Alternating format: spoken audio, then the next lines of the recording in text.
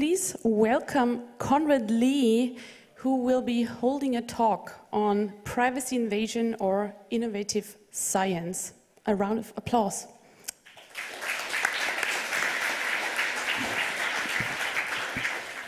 Okay, thanks for the introduction. Can you hear me in the back? Is it okay? Okay, thanks. So I'm going to put into question the current privacy stance that many academics have towards public social media data sets.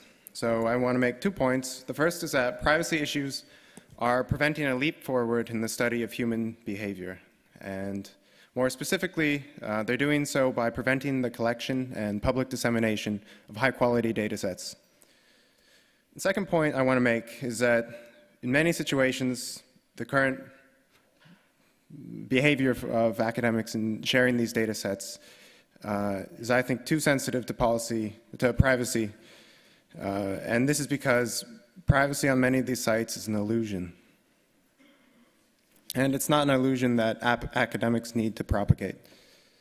Okay, so this is I'm not a privacy researcher.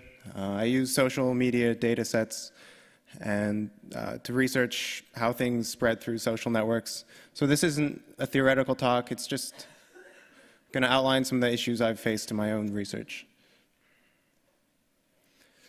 So here's an outline.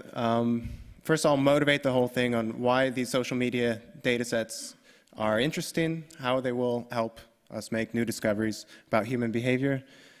And perhaps the most interesting data sets would be those that could come from Facebook. All right, so I'll go over why that's the case. And there was an attempt to create a very interesting data set from Facebook called the Taste, Ties, and Time data set. And I'll go over that and why that project sort of failed in the end. And to put the whole thing into context, I need to also introduce the evil twin of Taste, Ties, and Time, the Facebook 100 data set. Okay, and then I'll put into question the current attitude towards sharing data from social media sites. And I'll end just with one slide on some more questions that are coming up that originate from the ability to infer user attributes based on a social network. So even if you don't tell a social network, even if you leave many profile fields blank, these can be filled in, and this raises additional privacy concerns. Okay, so a sociologist at Harvard in a New York Times interview said, "We're on the cusp of a new way of doing social science. Our predecessors could only dream of the kind of data we have now." And why is that? So there are some stubborn questions that sociologists haven't been able to answer, such as, do tastes or beliefs determine who you become friends with? Or is it the other way around? Do our friends influence us, and do they determine our taste in a way? And are there opinion leaders? Is there a small minority of people who are responsible for convincing the people around them of what they should think? And there are many other questions that have to do with contagion and diffusion in social networks, such as, is obesity contagious? This was a recent result that drew a lot of media attention, that if your friends become fat, you're at a higher risk of becoming fat too. So these questions are increasingly not only studied by sociologists, but also physicists and computer scientists who use models from their fields to try to answer these questions. Okay, and the reason we're on the cusp of this revolution is not due to new methods, also due to new methods, but mainly due to the data that's available. And the data on many social media websites is especially interesting for 3 reasons. You have a social network, this interaction network. On Facebook, you can think of the friendships. On Twitter, there's a following relationship. So many of these social media websites include the ability to interact with users, and that's all recorded.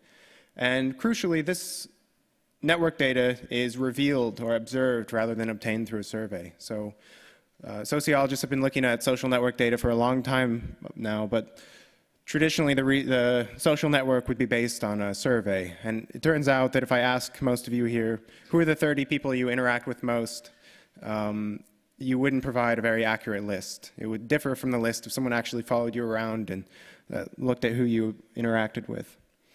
So if you're a cell phone service provider, they will actually maybe have a better idea. They'll be able to provide a more accurate list, or Facebook, for example, could. And then, of course, this data is on a much larger scale than has been traditionally possible to collect. And finally, the data is collected over a long period of time. And all these features are important to answer these stubborn questions that have been posed for some time without much progress. So where is the data? At this point, social media websites have been popular for a decade or so, or nearly, and there still aren't carefully curated data sets for researchers. Data reuse is still the exception rather than the norm. Often, the data is shared for a little while and then it's pulled down at the request of a site like Twitter. And this leads to many problems, and this is what's really holding back progress towards answering these questions. So the first, most major problem is that of replicability. So I mentioned before this recent finding that obesity is contagious across friendship ties. And this finding is highly contentious, and there are other economists who have shown this probably isn't the case. But the whole thing can't really be settled because the original data set this was based on, which in this case wasn't a social media data set, but this would be true of the same, this would also be true for many findings based on social media. This couldn't be tested, really. It's hard to refute an idea if you don't have access to the original data. And also, it's very hard to build up incrementally as a field without these shared data sets. You can't say, well, this person discovered this about this data set, building on that, building on the communities they found or the structures that they found, we're going to take it a step further. And finally, it's very inefficient for every research group or every PhD student to have to rate their own scrapers and figure out how to find loopholes in the APIs of these sites to collect the data that they need. And it's also inefficient from the sense that if you want to collect a data set properly, respecting the privacy of users, there's a lot of extra overhead with that many research groups won't have the resources for. Or they might be in a rush, and so they don't respect all of these issues. So it would be more efficient if we just collected one data set properly. The obstacles to that are obviously the ethical questions of privacy, basically, and also the other obstacle would be the threat of service providers. So I'll show later on that in some cases people's privacy have already been compromised. So the ethical issue is no longer really the main issue. The main issue is that a site like Twitter says, take this data set down, sort of threateningly. Okay, and many research groups do share data sets. It does happen, but they're lacking. So there are some sites, say, you can think of Flickr as an example, where there is an interaction network. It is longitudinal, it's large scale, it has many of the properties I listed before, but the data set's not very interesting in general because it doesn't capture people's social universe very well. Their most important relationships, their best friends and their family, won't be represented in this interaction network.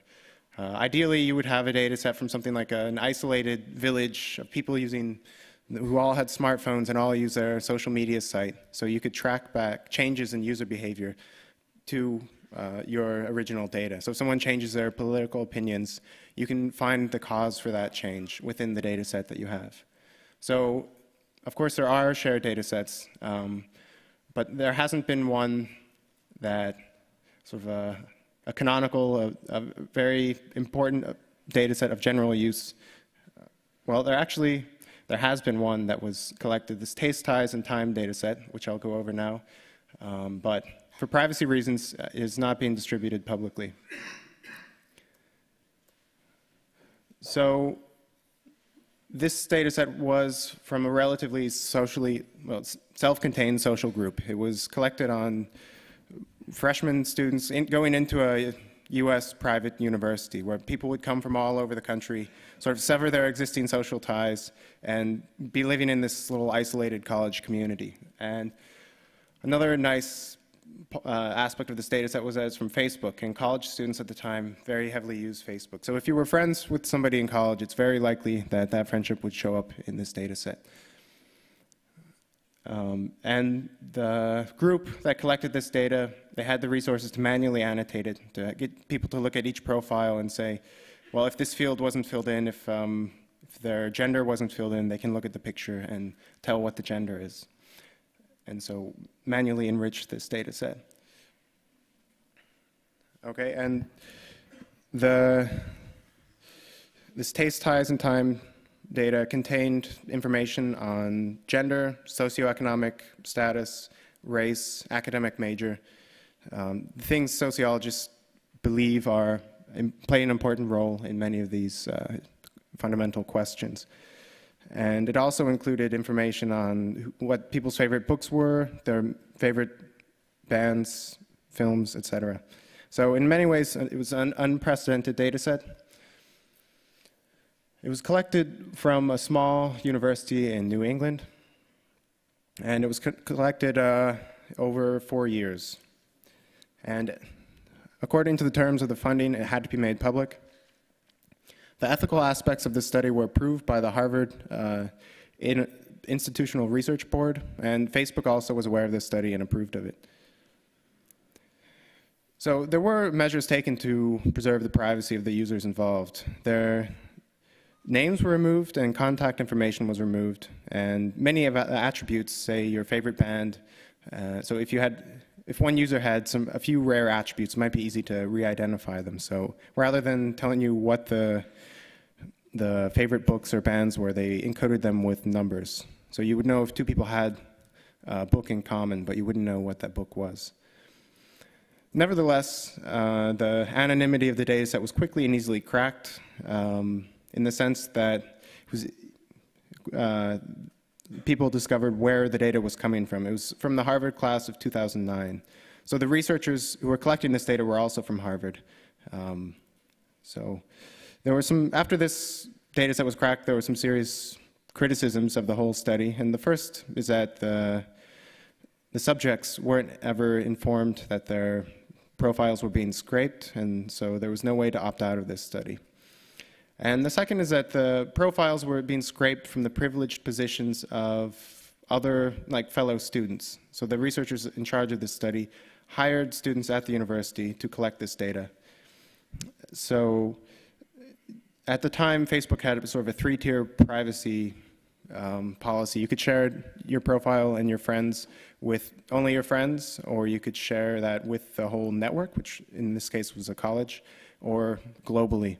And most people chose to share things with the whole network. So the people collecting this data had privileged access to data that the users themselves might have thought was pretty private.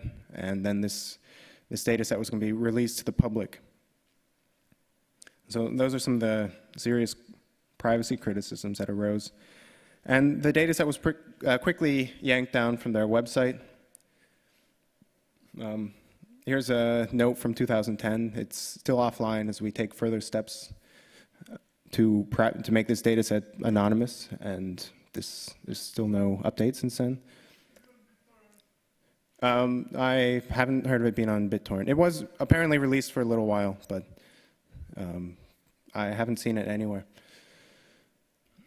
So now I'm going to talk about the Facebook 100, which is, I call it the evil twin of this taste, ties, and time data set. It was actually 100 different college friendship networks. Here's a visualization of the Caltech Network, which is one of the smaller ones.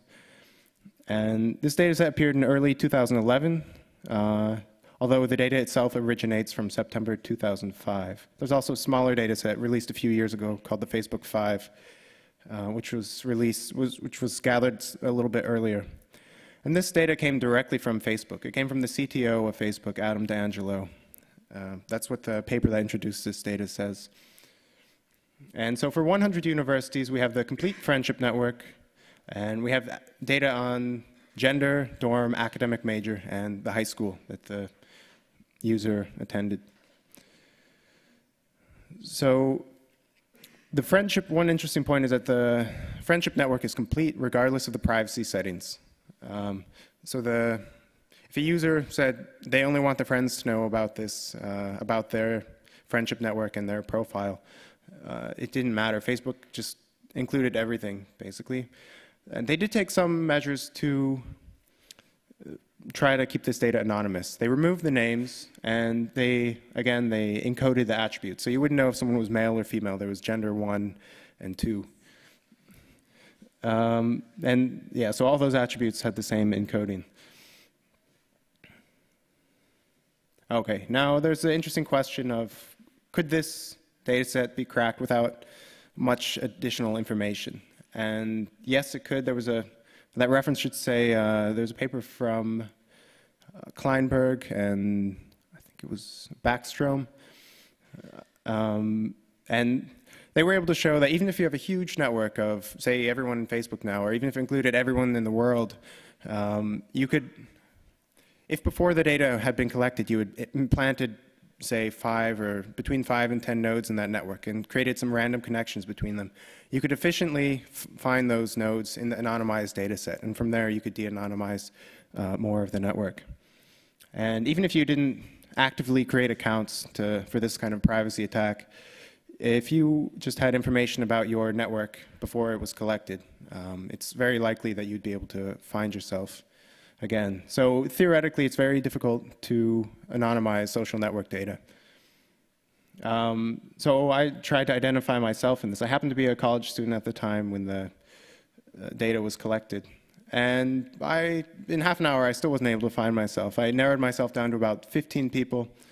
And then I just went to Google. And it's not really necessary to crack this data. On Google, one of the first hits said, well, actually, there seems to be a mistake with this data. The original Facebook IDs, there was one more node attribute called ID. And this probably wasn't supposed to be in the original data set, because after this data set was released, there was a slightly modified version that was released, and that one was missing this ID attribute. And then Facebook asked them to take the whole thing down altogether. So the original Facebook IDs are still contained in the data set. If you're interested in downloading this data set, this one is on BitTorrent. I've also created a parser for it if you want to put it into any of a number of network formats.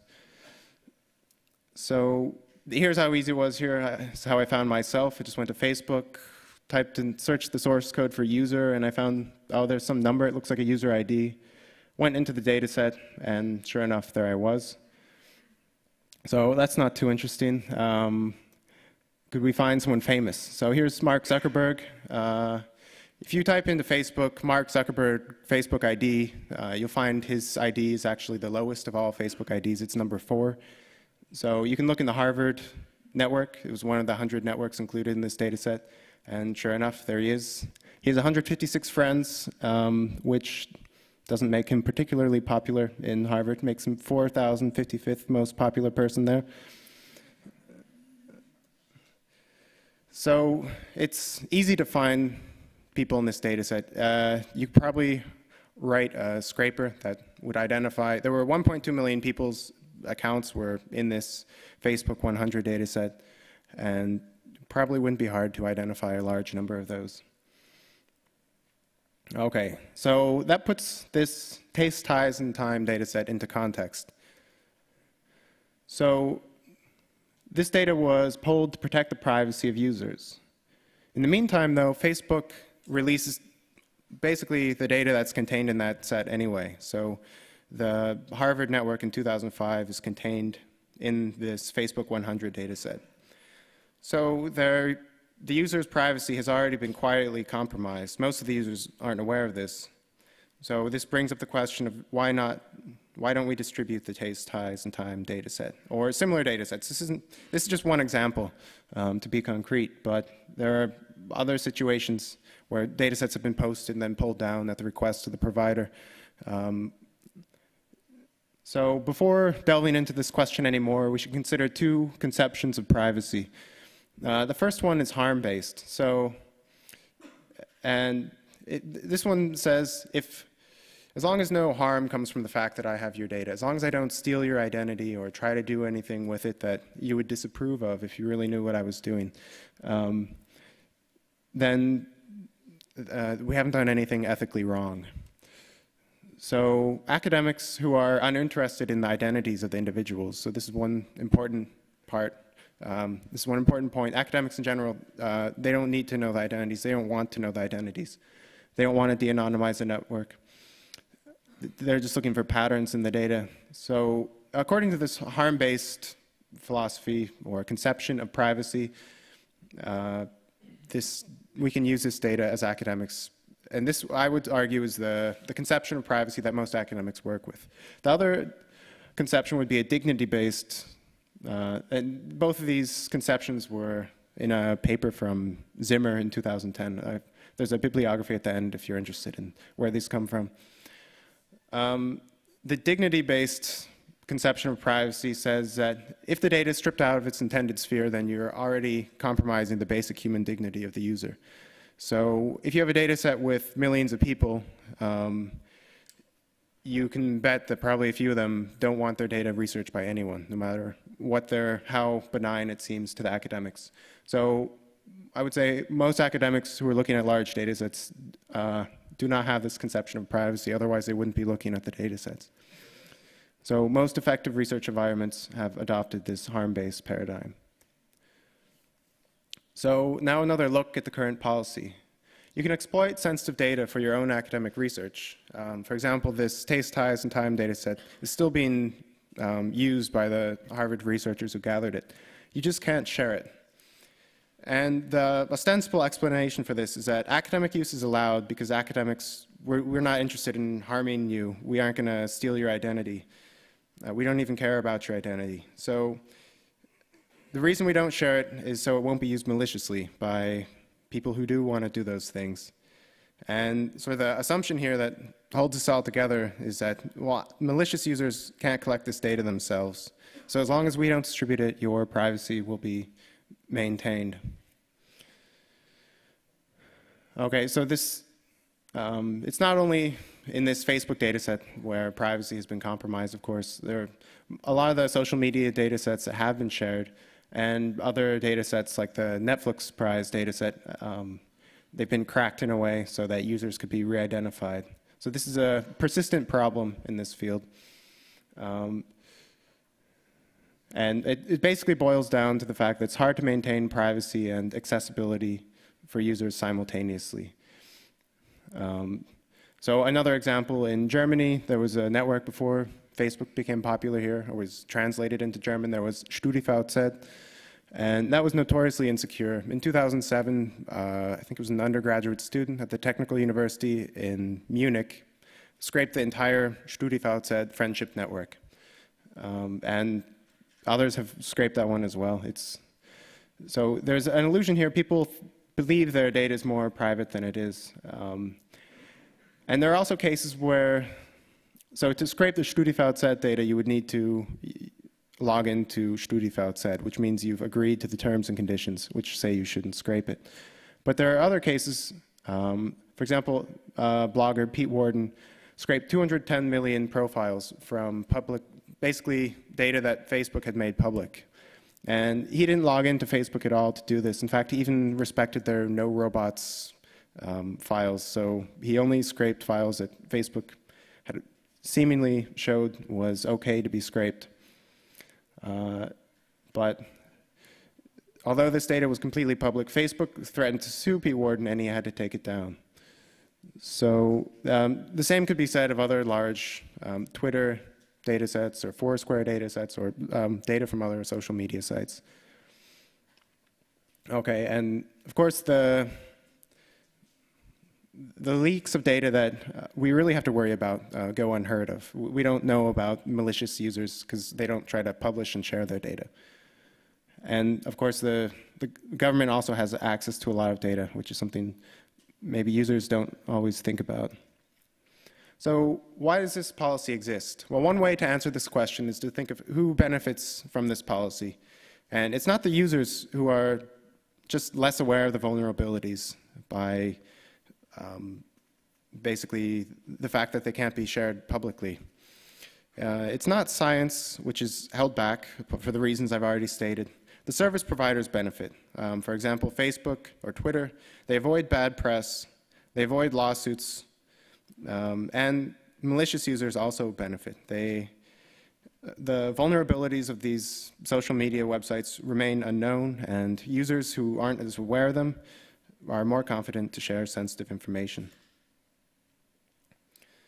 So it seems one possible explanation for this current state where researchers aren't sharing their data, they're not trying to build these data sets, is that we're afraid of the wrath of the service providers such as Facebook. So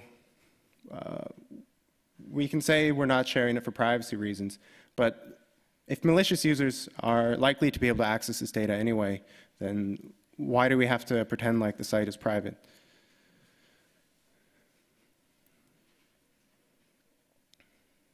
Okay, now I've simplified things a little. We should probably distinguish between 3 different cases. One where data can be collected publicly without any agreement with the source of the data, so the social media site that it comes from. And in this case, I argue we should be sharing data. It's public. It should be known that it's public. If there's controversy that this data is being shared, it will only make the users more aware that the data that they've put out for the public has been scraped and can be scraped. The next case would be where it's easy to collect a lot of data within a certain website, but you have to log in to do it. You have to agree to the terms and conditions of the provider. And the third one would be where data has been shared privately with researchers. So this is a case with a lot of the mobile phone data research that's been done. The mobile phone providers share data with academics. And in this case, I would definitely say academics should not be sharing the data sets because it's not available to malicious parties in the first place. Or not that we know of. It's not as easy for them to access.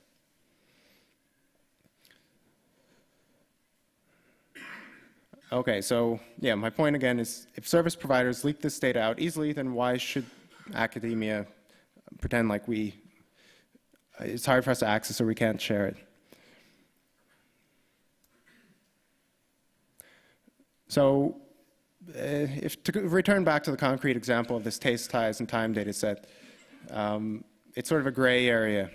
It would be hard for malicious users to collect all the attributes that the researchers collected. So it would be hard, it would be possible for them. You would need an account in the Harvard network, which may not be that hard. You would need, so I guess, to have a Harvard email address or to make Facebook think you had one.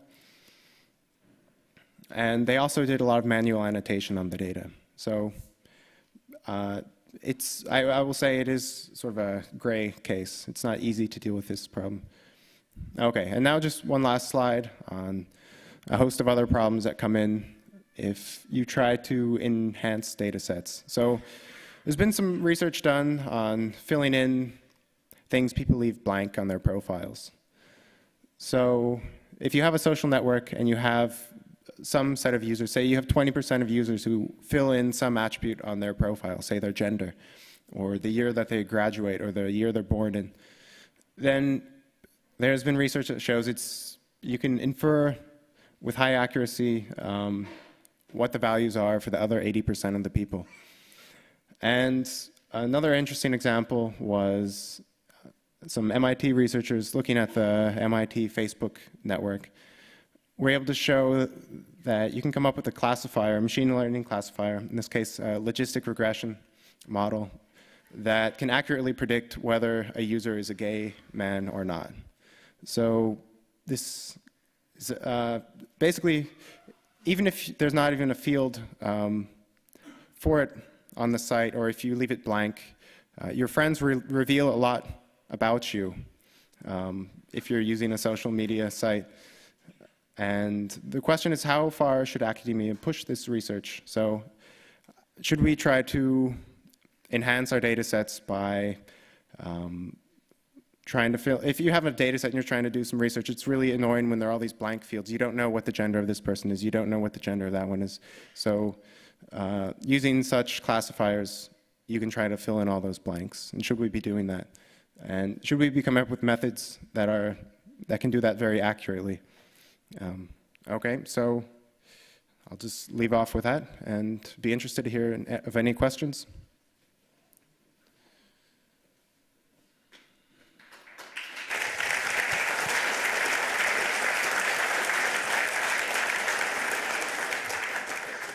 Thanks, Conrad Lee. We said we'd do a Q&A session now. We also have a signal angel in the room who will be taking questions on the RIC channel. If there are questions in the room, which I hope there are, I'll take them, and we have another audio angel at the back, for the back of the room. So please raise your hand if you have a question. Anyone? Come on. One of you has to have a question on this topic. Over there, please. So my question would be, you didn't really talk about the possibility of actually asking the users beforehand.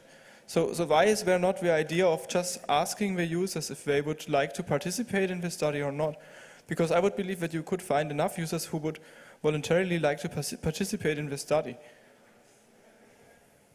Yeah, that would be possible. The problem is it's hard to ask people on a large scale. And generally, if you ask a very large generic group of people and they don't know who you are, then they don't know if you're actually, how you're going to use their data. And they don't really trust you, probably with good reason. So it's hard to collect a data set on a large scale where you have sort of consent of a lot of users, I would say. There was a question over here. Who was it?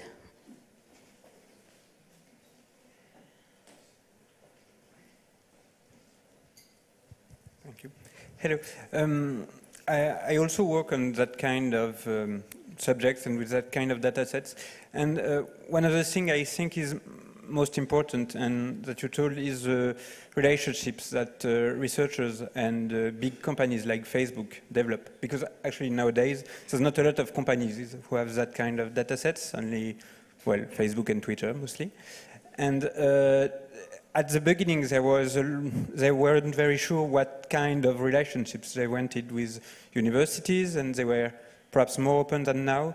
But now I feel, and I have heard at conferences, that they're not really interested in outside research on their data sets and really interested in controlling what the searchers do with their work. So lately, a lot of the research that has been going on these data sets come from people that work directly or indirectly with Facebook, with Twitter.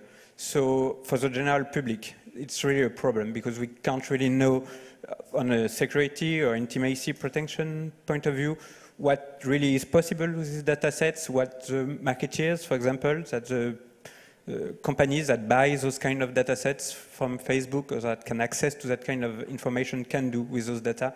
It's really a lot of opacity, and that's the main problem, I think. Okay, yeah, I would say even if they were more willing to work with, if industry were more willing to work with academia in this area, there would still be the problem. They would just work with one university, and there would be probably interesting research done, but there wouldn't be replicable. You wouldn't be able to have other academics scrutinize your results. So this is why it'd be nice to have a truly open data set or a few high-quality data sets for different fields. Yeah. Is there anyone else in the room? Yes, over here. There was one point, I think on your last slide, that was about if you know, attribute values of 20% of the people, you can infer the rest with 80% accuracy. And is that a statistical value, these 80%, or are 80% of these profiles that you calculate then somehow actually correct?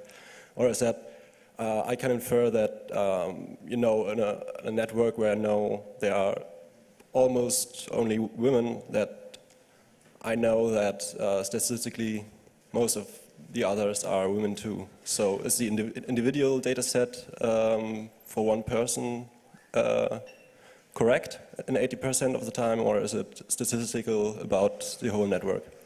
Okay, I forget the details of the sort of the metric they used there, but it wasn't the case that, say, 80% of people were female in this data set, and you just say, then you could come up with a very simple classifier that just says everyone's female, and you'd have 80% accuracy.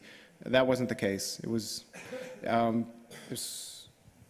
yeah, I read the paper and was happy with it at the time. I forget the details on it, but you can look at the reference there.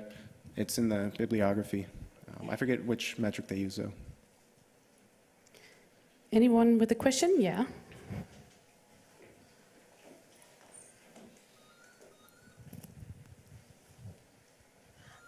Isn't there a problem with certain groups being overrepresented in the data set?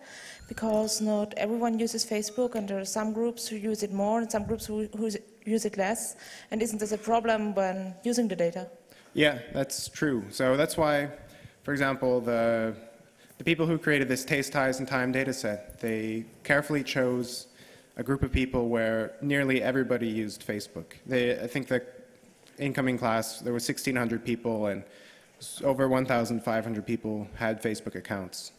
So if you chose a group of retired people, you wouldn't have that same kind of participation. So yeah, these are, if you're looking at social media in general, you have to make sure that the group that you're trying to research is well represented, and be wary of biases that come from different rates of participation. I think there was a, are you raising your hand over here? I've got a question about, and it's an ethical question. What would you do, or do you know anyone who already did, when a hack of Facebook, for example, would be leaked? So if you've got a data set that's already public and could already be used by malicious guys, would you use the same data set for research? And probably the answer is no, so why not? I would say the answer is yes. This Facebook 100 data set has, like I said, is on BitTorrent, and the Facebook 5 data set has been around for a while now, and people have published papers in which they use these data sets. Now, those were recently just pulled down, so I don't know. I don't think any of those went through the review process after this flaw had been discovered of the IDs being in there, and they're no longer officially distributed. But it seems that the journals themselves aren't denying papers if they're not like carefully scrutinizing and saying, "Oh, you've violated privacy in the collection of your data." It's the responsibility of the scientists. The journal themselves they haven't taken on this sort of regulation role. So if other groups are researching the data, then your research group will be in competition with them, and then the groups who will be successful in this field won't have scruples about using those kinds of data sets. Anyone else have a question? Please raise your hand. Yeah, over there.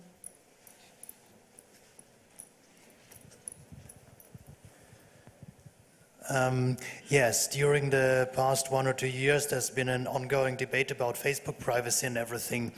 Has this actually contributed to some changes? I mean, what is the current state? Would it be possible to create something like Facebook 1000 with current data, or have the privacy changes actually affected anything regarding academic research? Or was it just about adding stupid and useless JavaScript menus and buttons? So are you asking if the debate about policy has changed Facebook's attitude towards releasing these data sets, or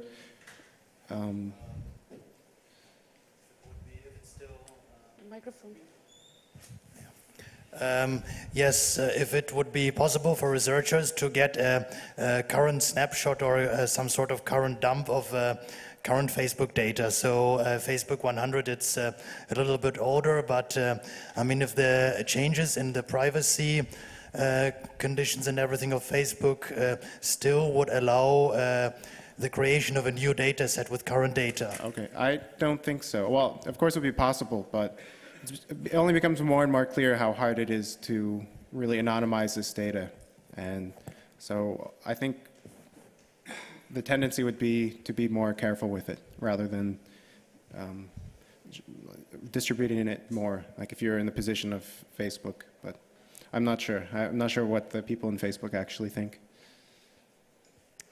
Anyone else? Don't be shy.